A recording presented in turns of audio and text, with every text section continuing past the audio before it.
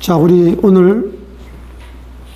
오늘부터는 우리가 저기 사무엘상을 이렇게 강의하겠습니다. 제가 사무엘상, 이 다윗의 스토리에 대해서 제가 읽으면서 많은 은혜를 받고 그래서, 뭐 그냥 제목 설교하면 남는 게 없잖아요.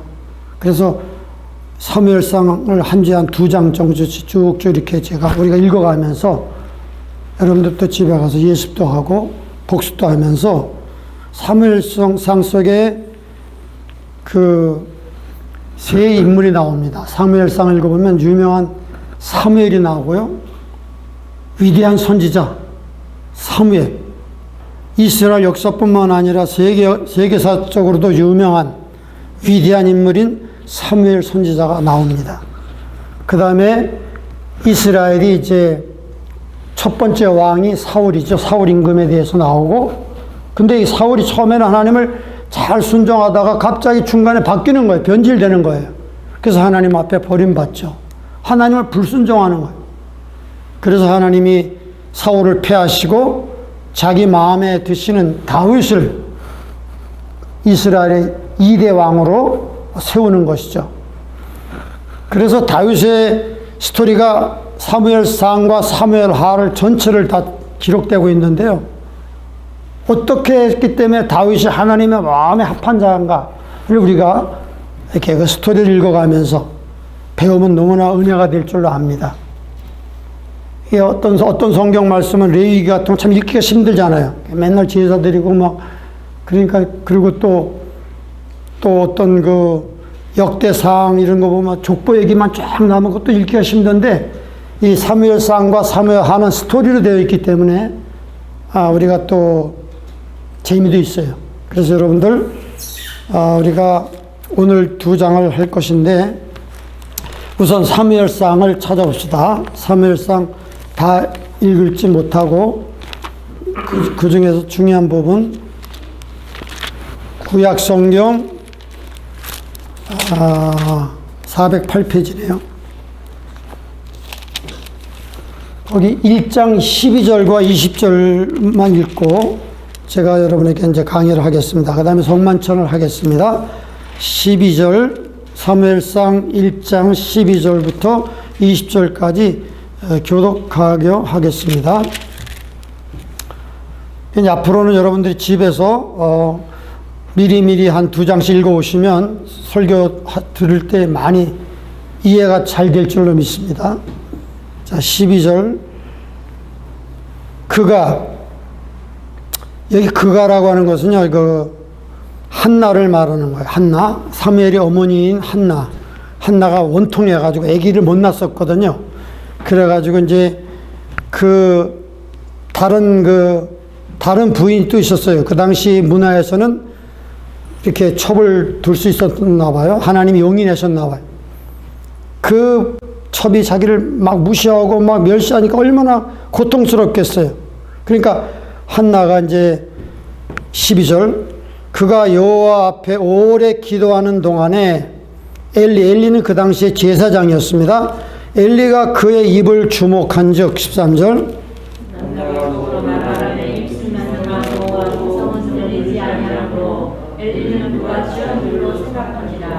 엘리가 그에게 이르되 네가 언제까지 취하여 있겠느냐, 포도주를 끊으라. 14절.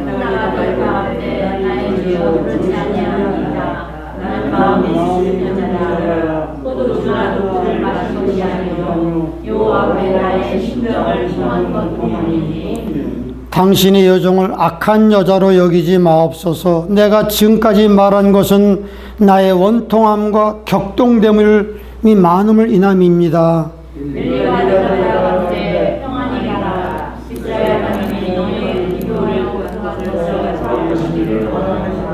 18절. 가로되 당신의 여종이 당신께 은혜 입기를 원하나이다 하고 가서 먹고 얼굴에 다시는 수색이 없으니라. 19절. 그들이 일찍 일어나 여호와 앞에 영광으로 돌아가서 나의 삶이 이르니라. 내가 나라고 하는 나와 시침함에 여호와 앞에서 그들을 생각하시니라. 20절. 한나가 잉태하고 때가 이름에 아들을 낳아 사무엘이라 이름하였으니 이는 그 이름의 뜻이 내가 여호와께 그를 구하였다 함이더라. 그 사람 때가 오직 여호와께 매년전 그 성전으로 올라갈 때 22절은 같이 읽겠습니다. 오직 한나는 올라가지 아니하고 그 남편에게 이르되 아이를 젖대거든 내가 그를 데리고 가서 여호와 앞에 뵙게 하고 거기 영영이 있게 하리이다. 아멘. 예. 그래서 이제 하나님 앞에 이제 아이를 바치는 거예요. 드리는 거예요. 자, 여기 사무엘상에 3명의 인물이 등장한다고 했죠. 위대한 선지자 사무엘이 등장하고요. 그 다음에 이스라엘의 초대왕 사울이 등장합니다. 근데 사울은 중간에 변질되어서 사탄의 도구가 되어버립니다. 그래서 하나님께서는 그를 물리치시고 하나님 마음에 합한 다윗이라는 인물이 사무엘상 16장 17장에 혜성과 같이 등장하는 거예요. 블레셋과의 전쟁에서 이스라엘이 다 쪼그라들고 사기가 떨어져 가지고 전전긍긍할 때 자기 형들의 도시락을 가지고 전쟁에 나왔던 10대 후반, 아마 약관이 나이가 안 됐을 거예요. 18살? 이렇게밖에 안 됐는데 다윗이 반원이 보니까 저 적진에서 엄청난 거인이 나와가지고 이스라엘 사람들에게 도전하는 거야. 야, 우리 많은 군대가 서로 붙을 필요 뭐 있냐? 피 흘리지 말고 내가 대표 선수로 나왔으니까 니들 나하고 싸울 한 사람을 택해서 보내라. 내가 지면 너희의 종이 될 것이고 물러갈 것이고 너희들이 지면 우리의 종이 돼서 우리에게 조공을 바쳐라. 이렇게 말하는 거예요. 근데 아무도 그 사람이 그렇게 떠들어대는데도 아무도 그 사람을 상대할 이스라엘의 용사가 없는 거예요. 다윗이 너무너무 안타깝고 막 울분이 나는 거예요. 어떻게 저 할례 받지 못한 이방 군인이 말이지 자신을 하나님의 군대를 이렇게 모욕할 수 있느냐. 이 군대에 저 사람을 상대할 용사가 없단 말이냐.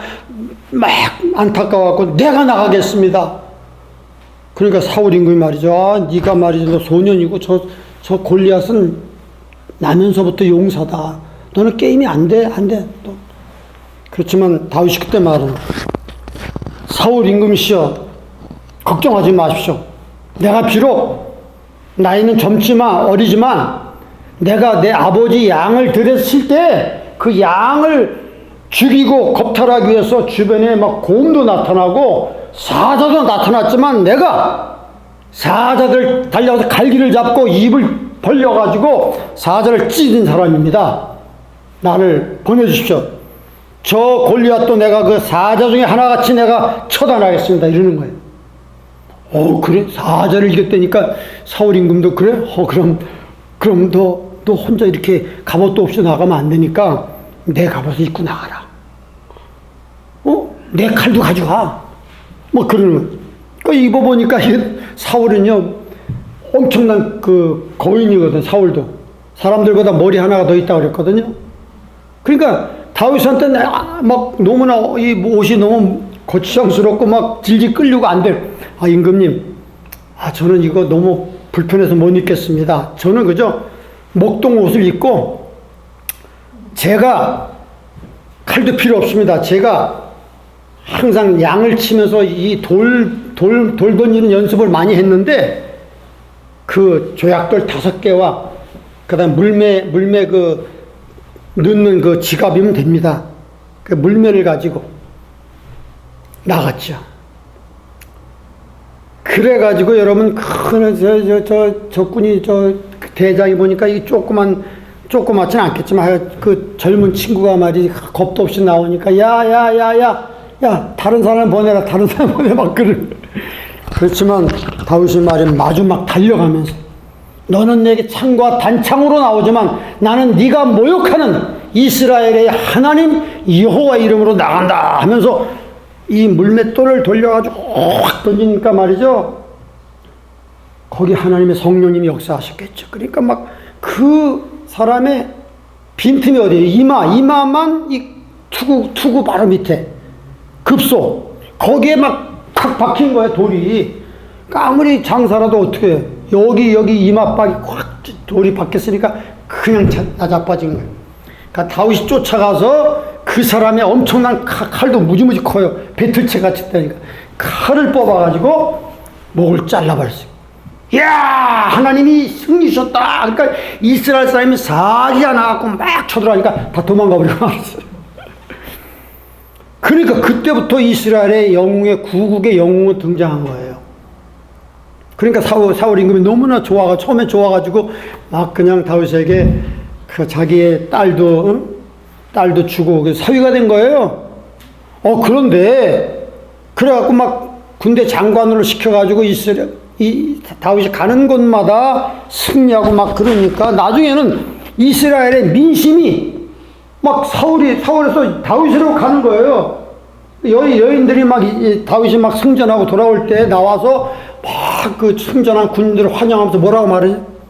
사울이 죽인 자는 천천히고 다윗은 만만이다. 이렇게 말하는 거예요. 그러니까 사울이 그 소리를 듣고 나서 속에 말이죠, 시기가 생긴 거예요. 이러다가 이 나라를 빼앗기겠다. 내 아들 요나단이 왕이 돼야 될 텐데, 아니 물론 다윗이 자기의 사위는 됐지만 그 피가 다르잖아요. 피가. 그때부터 사울이 시기가 생겨서 야, 이거 안 되겠다 그러고 있는데 거기에 사탄이 쑥 들어가서 이젠 다윗을 죽이려고. 그때부터 다윗이 피난길에 오는 거예요. 아니 10년 동안 하나님께서 다윗을 10년 동안 저 굴에도 숨고 저 산에도 숨고 다른 나라 망명도 가고 하면서 10년 동안 고난의 학교에서 다윗을 연단했단 말이죠. 여러분 그냥 위대한 지도자가 되는 게 아니에요. 하나님 앞에 많은 연단을 거쳐가지고 그런 불세출의 지도자가 나타나는 겁니다. 만약 이런 고난이 없이 다윗이 그냥 승승장구했다면 그런 역사의 위대한 인물이 지금도 지금 여러분 아십니까? 지금 이스라엘 싸움이 엄청난 전쟁이 일어나는 거 아십니까? 그 밑에 그 가사 지구의 하마스라는 그 정파가 있거든요. 테러리스트 집단이거든요. 그런들이 막 로켓볼을 몇백 발을 쏜 거예요. 그러니까 이스라엘의 아이언돔이라는 것이 있어서 90% 이상은 다 격추하지만 이게 너무나 많이 오니까 그 중에 몇 개는 막 테라비브에 떨어지고요. 그래가지고 지금 굉장한 일입니다. 그래서 많은 사람이 죽고 있는데 그 이스라엘도 어떻게 자기를 자위해야 될 거 아니에요. 그래서 이스라엘의 엄청난 공군이 또 가서 막 초토화시키는 거예요. 가자지구에.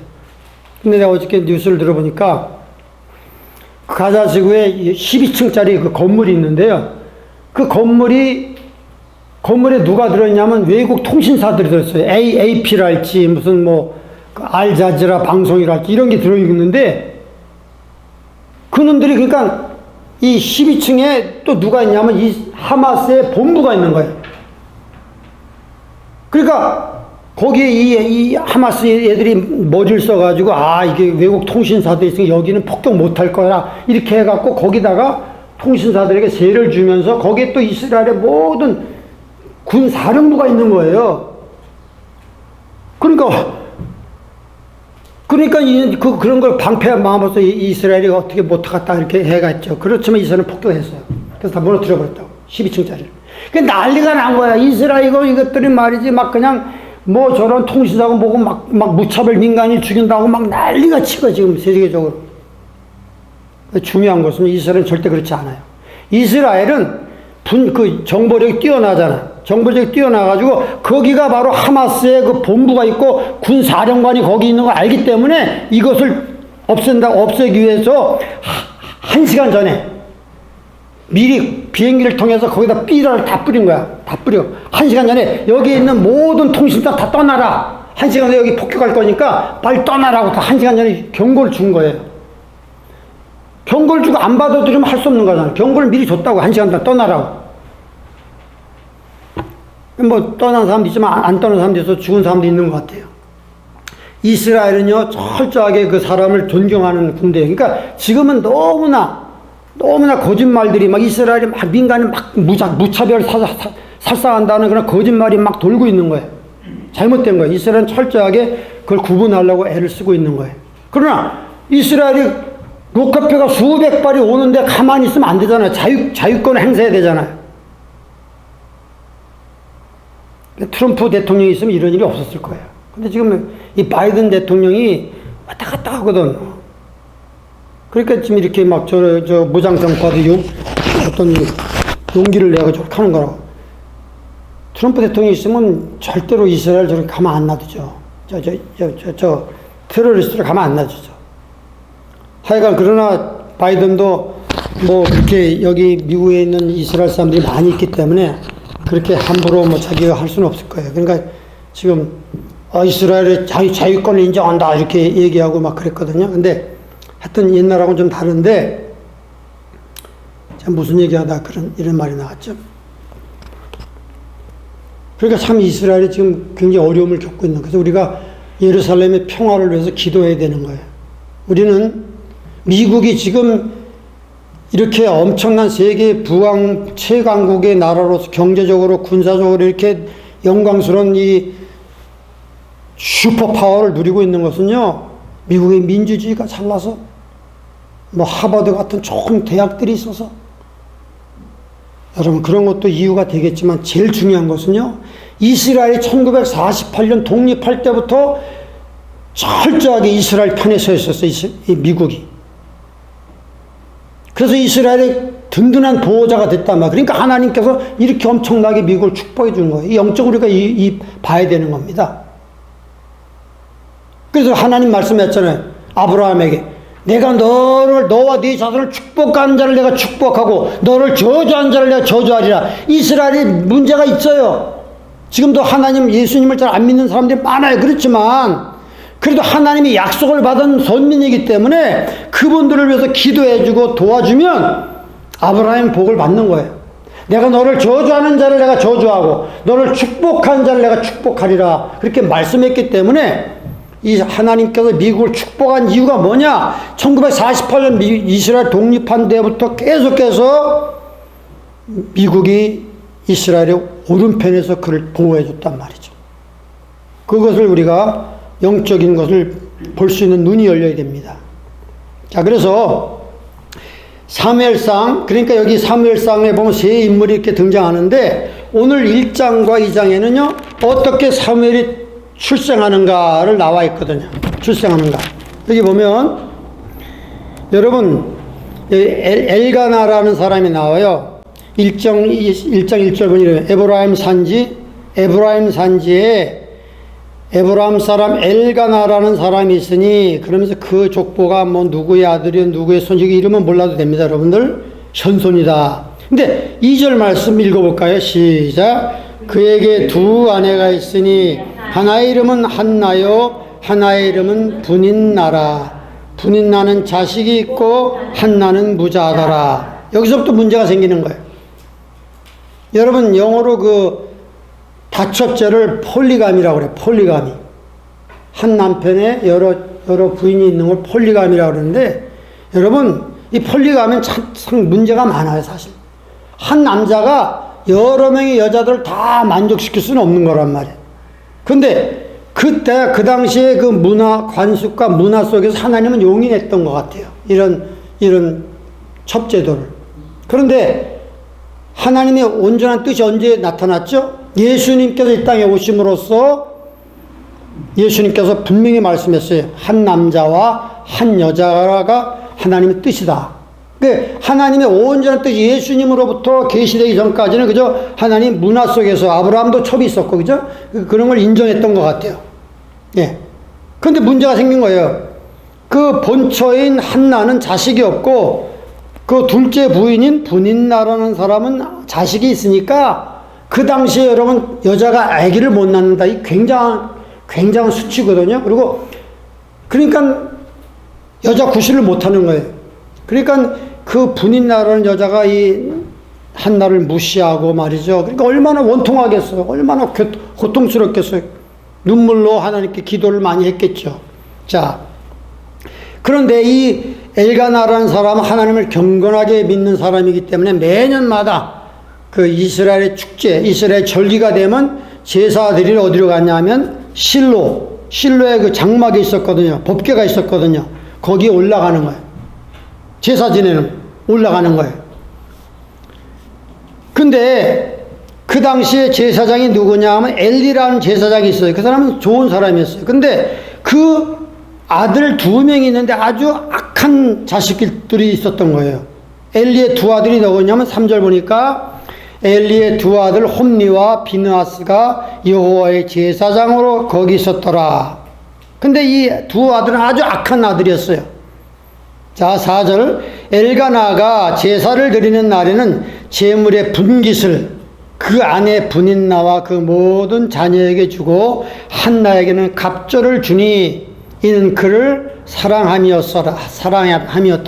여러분, 이 제사 드리러 가서 어떤 제물들은요 다 하나님 앞에 태워버리는 거예요. 그렇지만 화목제 같은 걸 드릴 때는요 그 화목제의 피나 기름은 하나님 앞에 불살라 이렇게 드리고 나머지 고기 있잖아요.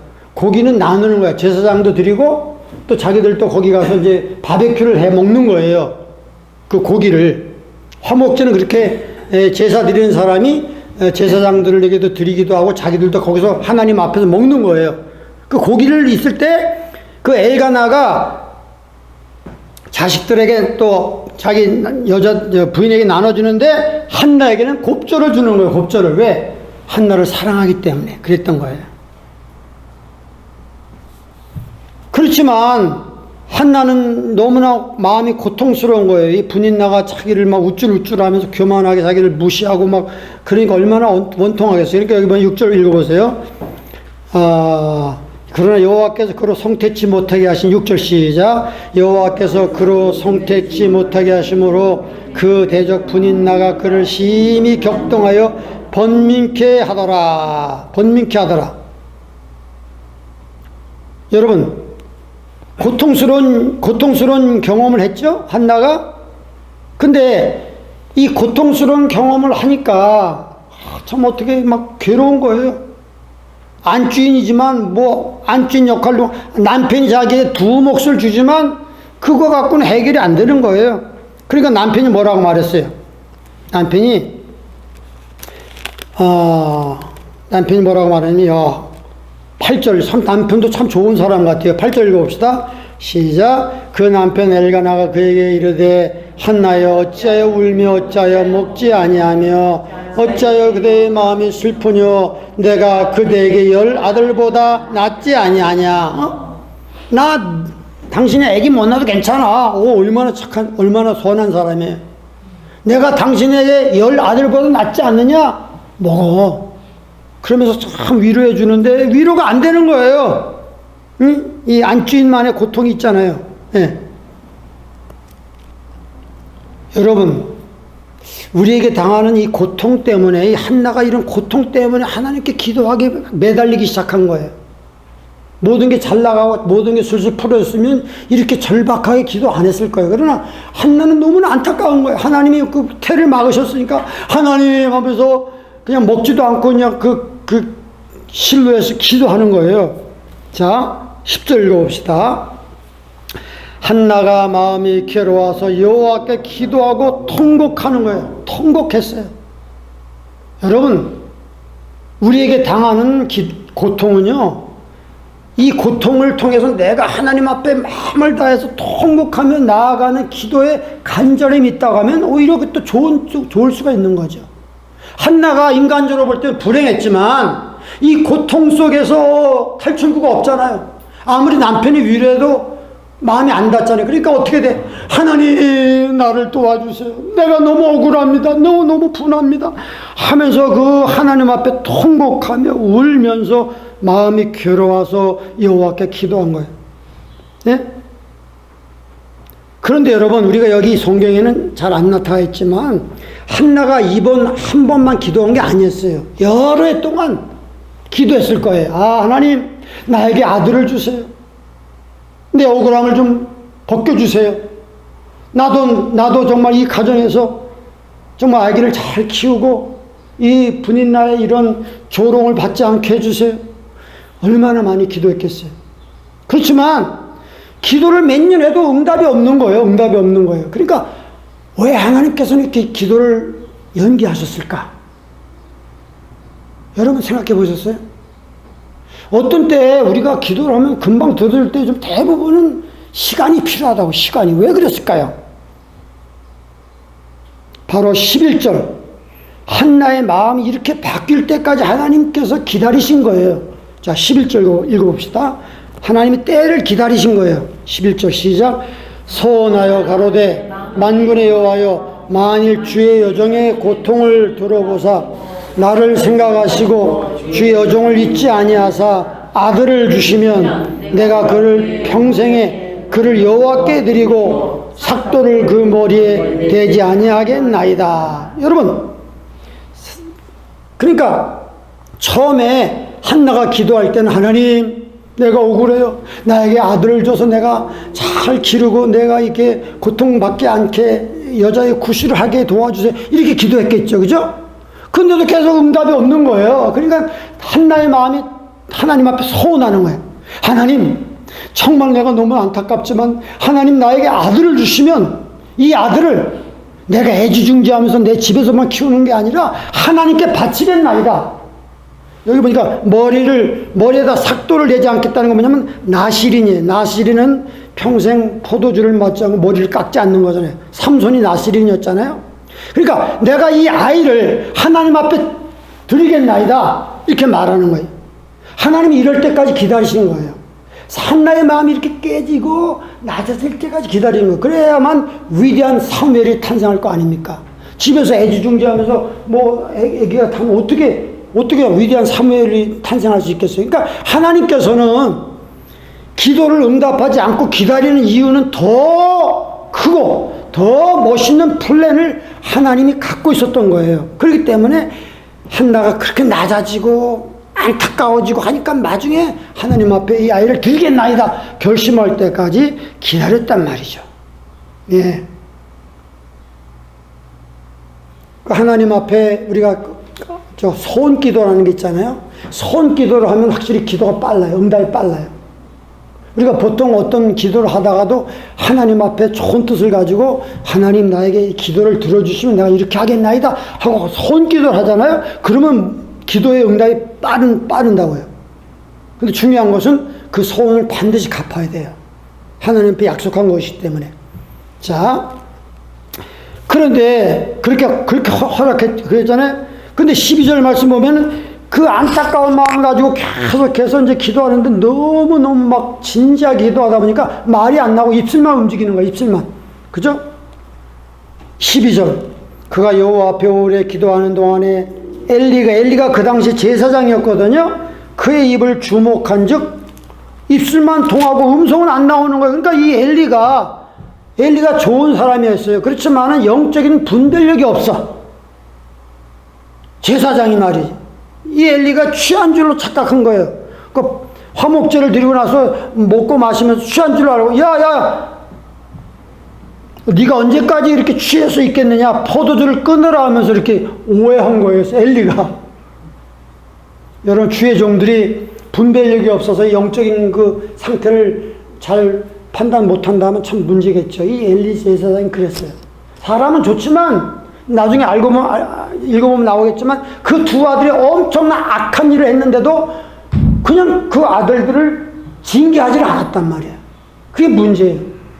야, 너 그러면 안 돼. 말로만 했지 그 퍼니시먼트를 하지 않았단 말이죠. 그러니까 아들들이 계속해서 나이 늙은 아버지를 무시하고 그렇게 거기서 막 그냥 나쁜 짓을 했단 말이에요. 여자들하고 막 거기서 잠도 자기도 하고. 어떻게 제사장의 아들들이 그 짓을 했는지. 그러고 나서 그 사람들이 와가지고 말이죠. 이제 고기를 이제 끓여 먹잖아요. 그러면 제일 좋은 걸 빼가는 거예요. 그 자기들의 부하를 시켜가지고. 그래서 제사장 사람, 이거 하나님께 드릴 건데 이럴 거면 안 되지 않습니까? 야, 니들 나한테 안 주면 내가 강제로 빼앗을까? 이렇게 아주 깡패 같은 짓을 하는 거예요. 그러니까 막 그냥 원성이 자자하는데도 엘리 제사장은 그 소식을 듣고 나서, 야, 내 귀에 들리는 소식이 이거 이상한 소리 들리는데 너희도 그러면 안 돼? 말만 하고 애들에게 징계하지 않았단 말이에요. 이게 참 문제예요. 징계가 있어야 됩니다. 그래서 여러분, 오늘 시간이 많기 때문에 제가 다 일일이 읽지는 못하겠어요. 그래서 여러분 잠언서 말씀 보면 그런 말씀이 있잖아요. 아이의 마음에는 미련한 것이 얽혔으나 징계하는 채찍이를 멀리 쫓아내리라. 물론 여기 엘리의 아들들은 뭐 어린애는 아니에요. 그렇지만 여기에 또 다 연결되는 거 아닙니까? 그 잠언서 13장 24절 보니까 이렇게 매를 아끼는 자는 그 자식을 미워함이라.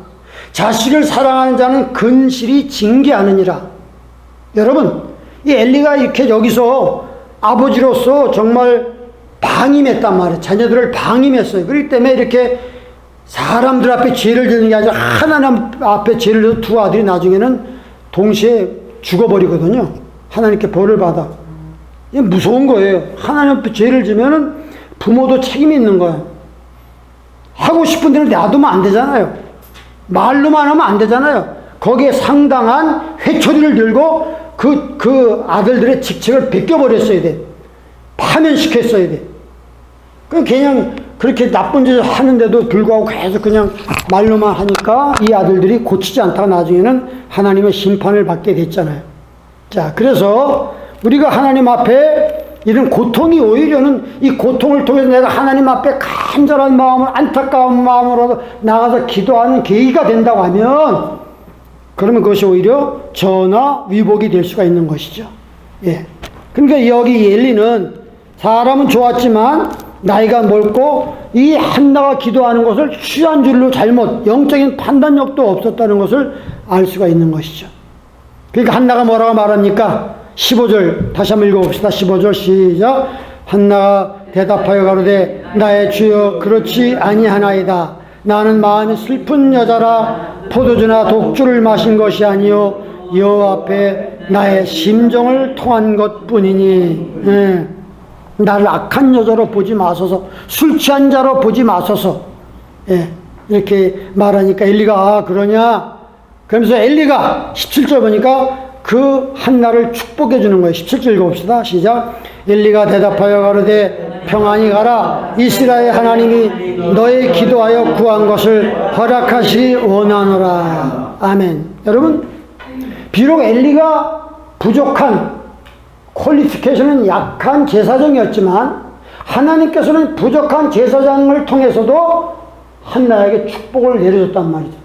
하나님이 너의 구한 것을 응답하기를 내가 축복하노라 했단 말이죠. 이 하나님의 참 그 질서는 오묘한 거예요. 그분이 부족하지만 하나님의 이름으로 제사장 노릇을 하고 있기 때문에 하나님은 그 입에서 나오는 말을 또 사용하셨단 말이죠. 그러니까 이 축복의 말을 듣고 한나가 믿음을 가지고 행동하는 거예요. 어떤 믿음을 가졌습니까? 18절 읽어봅시다. 시작. 가로되 당신의 여종이 당신께 은혜 입기를 원하나이다 하고 가서 먹고 얼굴에 다시는 수색이 없으니라. 이게 믿음이에요. 여러분, 믿음은 보이지 않는 것들의 증거라고 그랬어요. 바라는 것들의 실상이라고 그래요. 그 한나 입장에서는 저 엘리 대제사장이 이렇게 내 기도가 응답되기를 바란다 하면서 축복해 줬으니까 하나님이 응답해 줄 거야 하고 그 말을 아멘으로 받은 거예요. 그러고 나서 하나님 나에게 아이를 줄 거야. 내가 눈물로 기도했고 대제사장이 축복해 줬으니까 하나님이 나에게 아이를 줄 거야. 그 믿음 마음을 가지고 이제 수색을 얻고 음식도 먹고 마시면서 기뻐했던 거예요. 믿음으로. 다시는 수색을 뛰지 않았다고 그랬잖아요. 이게 중요한 겁니다. 하나님 앞에 어떤 기도를 올릴 때에 믿음이라는 게 뭐냐면 이미 받은 걸로 알고 받은 것까지 행동하는 거예요. 이제 얼굴에 수색도 없어지고 먹고 마시면서 하나님이 나의 기도를 응답해 줄 거야. 할렐루야 하면서 이렇게 미리미리 기뻐하고 미리미리 즐거워하고 미리미리 찬송하는 것이 믿음의 표현이란 말이죠. 예, 그래서 이 한나의 믿음을 여기서 알 수가 있는 것이죠. 자, 그래서 결국은 그들이 집에 돌아가서 엘가나와 한나가 다시 동침을 했을 때에 하나님께서 한나를 생각하신지라 잉태하게 되고 아들을 낳아서 뭐라고 했어요? 사무엘이라 이름하였으니 그 뜻이 뭐죠? 이는 내가 여호와께 그를 구하였다. 사무엘이라는 뜻은 하나님께 내가 구하였다. 그런 뜻이란 말. 기도했다. 예. 그런데 그 엘가나와 그 집이 매년마다 하나님 앞에 그 이제 이렇게 제사 드리러 실로라는 곳에 찾아갔는데 한나는 그 다음에 올라가지 않았던 거. 왜 안 올라갔을까요? 그 아이가 젖될 때까지 나는 집에서 이 아이를 돌보겠습니다. 젖될 때쯤 되면 그러니까 우리나라 나이로 몇 살쯤 될까요? 한 3살, 4살? 뭐 그때까지 이 아이를 집에서 데리고 있다가 이제 내가 아이를 데려가서 하나님 앞에 드릴 거니까 영원히 그 실로에서 제사장 밑에서 봉사하게 할 거니까 나는 당분간 이 아이와 함께 시간을 보내겠습니다 하면서 이제 안 올라간 거예요. 예. 그래서 보세요. 자,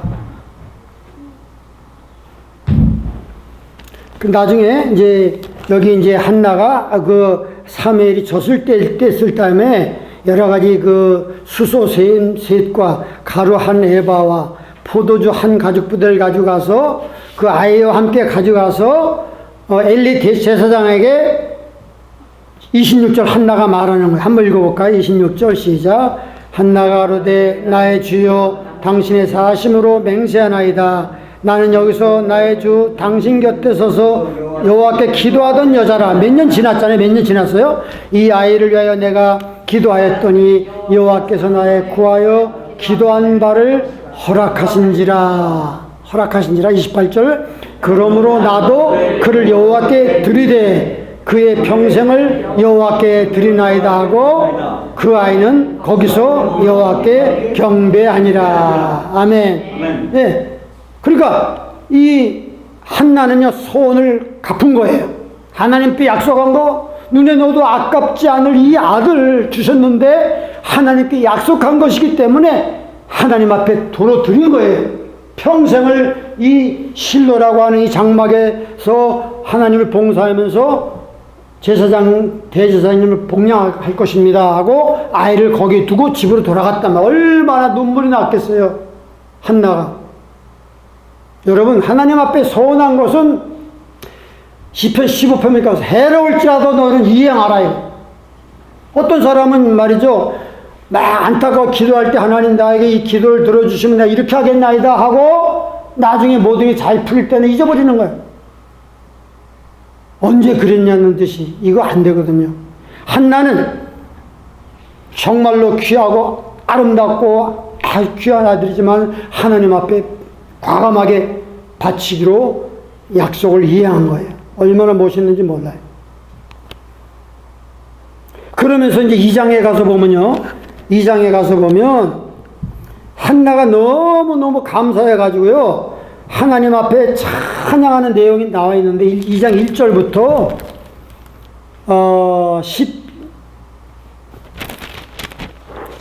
10절까지 말이죠. 여러분 이걸 보면 얼마나 한나가 성경을 많이 알고 있는지를 알 수가 있어요. 구구절절히 구약에 인용한 말씀들이에요. 예. 마치 이 한나의 기도와 하나의 찬송을 읽으면은 저 신약의 마리아, 예수님의 어머니 마리아의 창간을 떠오르게 하는 거예요. 마리아도 여러분 그 당시에 문화에서는 여자들은 교육을 받지 못해요. 학교에 다닐 수가 없는 거예요. 글자를 몰라요. 그러니까 이 많은 성경을 어떻게 그러면 암송하고 인용할 수 있었나? 아마 부모님이 하는 그 말을 구전으로 들었을 거예요. 외웠을 거예요. 당시에 남자들은 글자를 읽었지만 여자들은 글자를 읽을 수가 없었거든요. 그런데도 이렇게 많은 성구를 인용하면서 하나님 앞에 찬양하고 기도하는 걸 보면 이 한나의 신앙이 얼마나 독실한지를 알 수가 있잖아요. 예. 자, 그러면서 12절 말씀, 이제 한나의 찬양이 나오고 12절부터 보면 2장 12절부터 보면은 이렇게 나와요. 엘리의 아들들은 불량자라 여호와를 알지 아니하더라 하면서 이제 그 아들들이 얼마나 불량하고 하나님의 그 제물을 막 무시하고 말이 지맛대로 막 빼앗아가고 하는, 그 다음에 거기서 수종들은 여자하고 잠을 자고 말이 이 말도 안 되는 짓거리를 했단 말이죠. 예. 그런데 참 놀랍잖아요? 그런 놀라운 일. 이렇게 하나님께서 엘리를, 사무엘을 그 제사장의 그 성소에다 두고 왔는데, 여러분, 그곳은 안전한 곳이 아니었어요. 이런 아들들이 이렇게 깡패 같은 놈들이 거기 있었단 말이죠.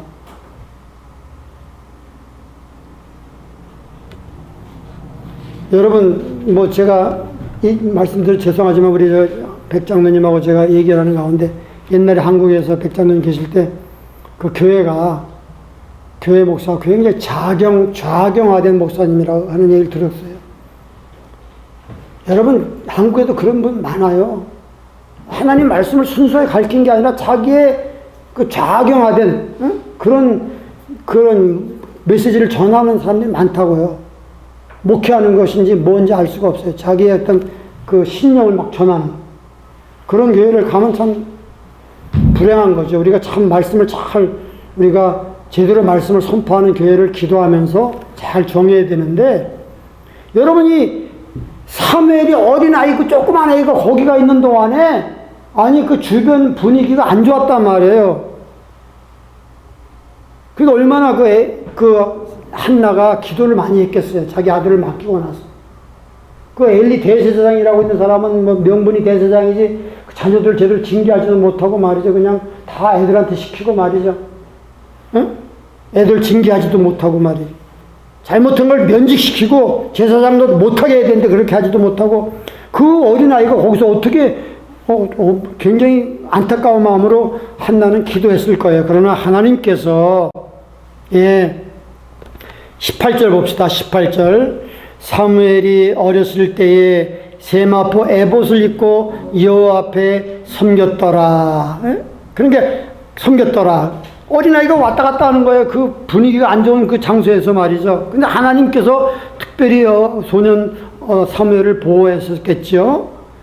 그러니까 그 매년마다 19절에 어머니가 매년 제사 드릴 때 사무엘을 항상 겉옷을 지어다가 뜨개질로 하든지 뭘 하든지 하여튼 겉옷을 만들어서 어린 사무엘에게 애가 자라니까 입혔다고 말했어요. 19절 어머니의 마음이죠. 19절 읽어봅시다.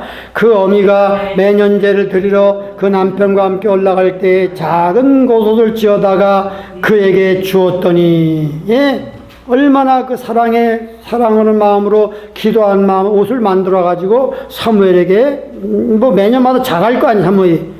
그렇게 입혔더라. 그렇게 말하니까 엘리가 또 그 엘가나와 그 아내를 축복했단 말이에요. 자, 그런데 놀라운 일이 벌어났어요. 엘리가 엘가나와 아내의 축복하루되 여호와께서 이 여인으로 말미암아 네게 후사를 주사, 후사는 자식이란 말이죠. 이가 여호와께 구하여 얻어들인 아들을 대신하게 하시기를 원하노라 했더니 그들이 집으로 돌아가매 여호와께서 한나를 권고하사 그로 잉태하여 얼마나 자식이 나서 또 세 아들과 두 딸을 낳게 하셨고 아이 사무엘은 여호와 앞에서 자라니라. 여러분, 하나님께 드린 거 공짜가 없어요. 여러분 아십니까?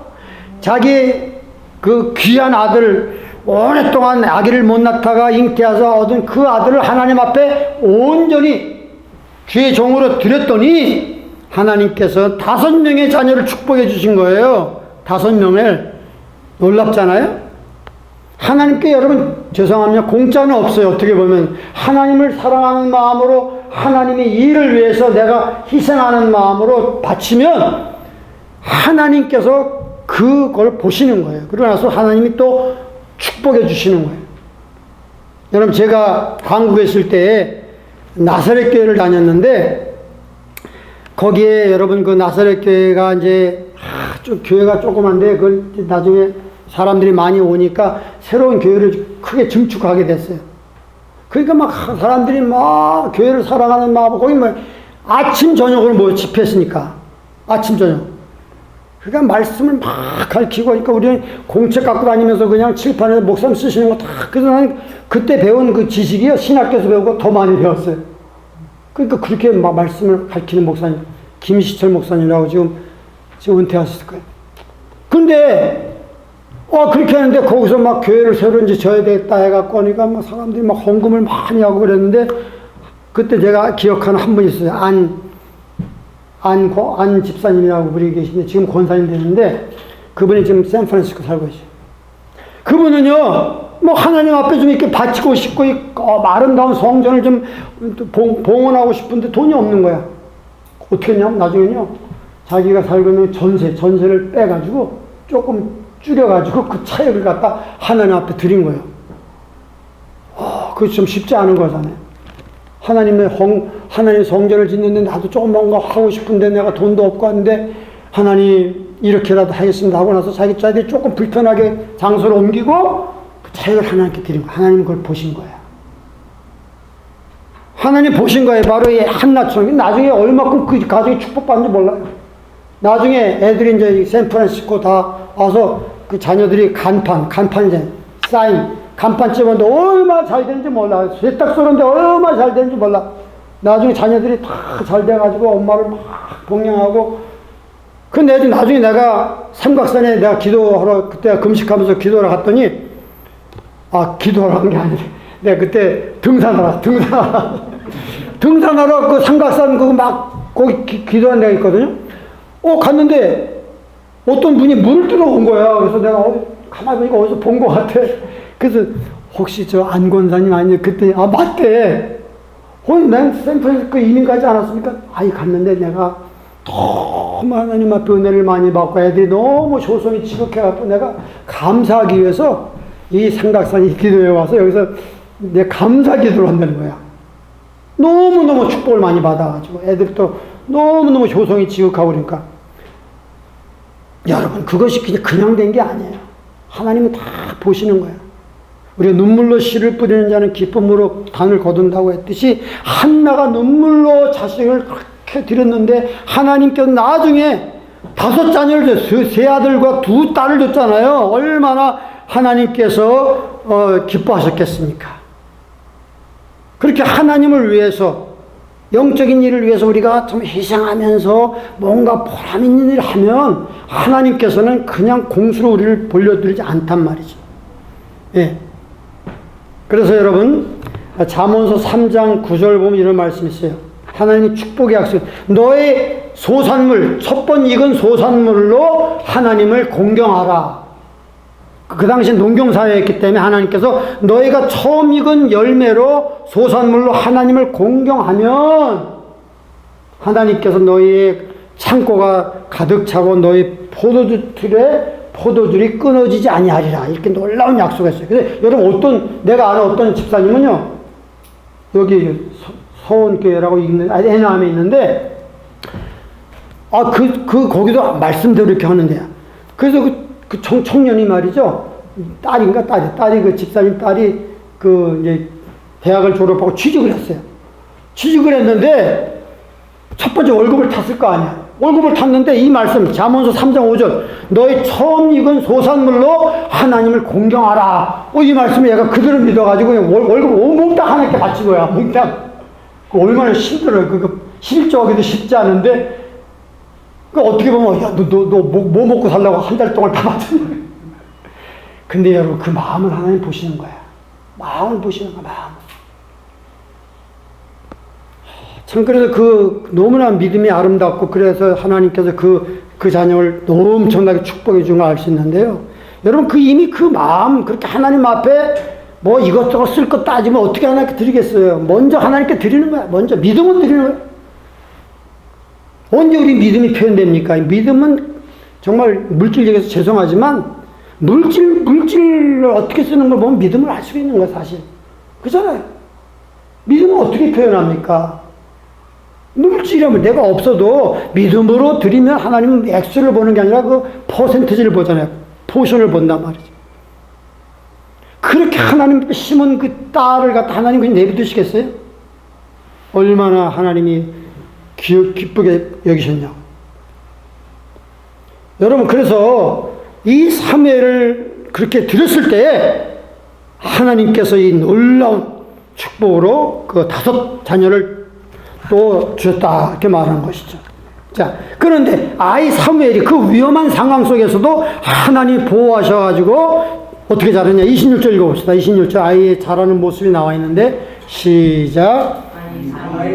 점점 자라매 여호와와 사람들에게 은총을 더욱 받더라. 여러분 이 말씀 보면 뭐가 생각납니까? 예수님께서 누가복음 2장에 어렸을 때의 모습, 예수는 그 키가 자라고 지혜가 자라면서 하나님 앞과 사람들 앞에 사랑스러워 가시더라. 그 말씀과 똑같잖아요. 어린 사무엘이 그 조그만 아이가 어머니가 아까 전에 옷을 입고 왔다 갔다 하면서 그 성소에서 봉사할 때에 점점 자라는 여호와와 사람들에게 은총을 더 받더라. 그러니까 우리가 믿음 생활 잘하면요, 사람들에게도 하나님에게도 인정받을 수밖에 없는 거예요. 예. 그러면서 이제 그 어린 사무엘이 자라는 모습이 나와 있고, 그 다음에 보면요, 하나님께서 엘리의 집에 저주를 하시는 거예요. 저주 받을 짓 했잖아요. 그죠? 그 아들을 징계하지 않고 그렇게 죄를 적게 했으니까. 근데 하나님은요, 이런 항상 심판을 내리기 전에 반드시 경고하는 메시지를 보내는 걸 알 수가 있어요. 여기 보세요. 27절 읽어봅시다. 시작. 하나님의 사람이 엘리에게 와서 그에게 이르되 너희 조상의 집에 애굽에서 바로의 집에 속했을 때 내가 그들에게 나타나지 아니하였느냐. 여러분 이걸 다 읽을 시간 없는데 하나님의 사람이 나타나갖고 엘리 집에 와서 경고하는 거야. 내가 엘리의 조상이 누구죠? 엘리의 조상이 바로 대제사장 아론이야. 아론을 택했다 이거야. 여러 지파 중에 아론을 택해서 너희가 대대손손의 대제사장의 가문이 됐는데 네가 이렇게 너희 자식을 이렇게 징계하지 않고 있다게 내비두니까 내가 너에게 벌을 주겠다, 저주하겠다.